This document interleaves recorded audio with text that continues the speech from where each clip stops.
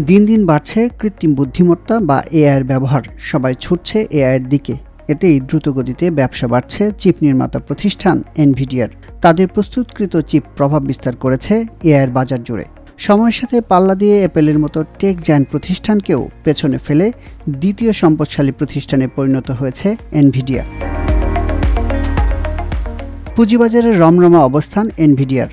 প্রতিষ্ঠানটির শেয়ার প্রতি দাম একদিনে ৫% বেড়ে হয়েছে $১,২২৪ যে কারণে পুঁজিবাজারে $৩.০১ ট্রিলিয়ন বাজার মূল্য নিয়ে দ্বিতীয় সম্পদশালী কোম্পানির তালিকায় উঠে এসেছে এনভিডিয়া।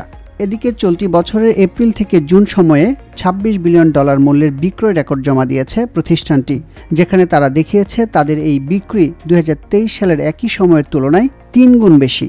এমনকি চলতি বছরের প্রথম প্রান্তিকে শেষ সময়ের তুলনাও 18% বেশি।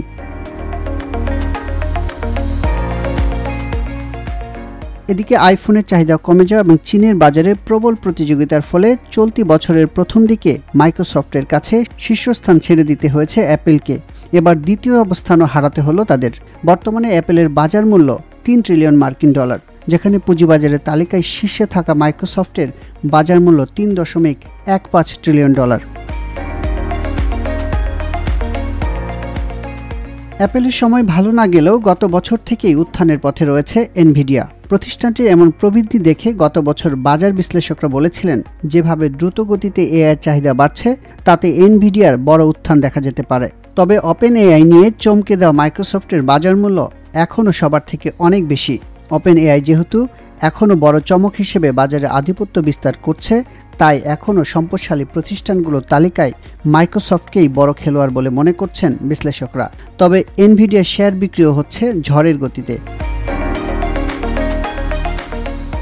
এদিকে শেয়ারের দাম বাড়ায় সম্পদশালী প্রতিষ্ঠান হয়ে উঠলেও ছোট ও মধ্যম সারির বিনিয়োগকারীদের হারাতে চায় না এনভিডিয়া, যে কারণে বিশেষ কৌশলের দিকে মনোযোগী হচ্ছে প্রতিষ্ঠানটি।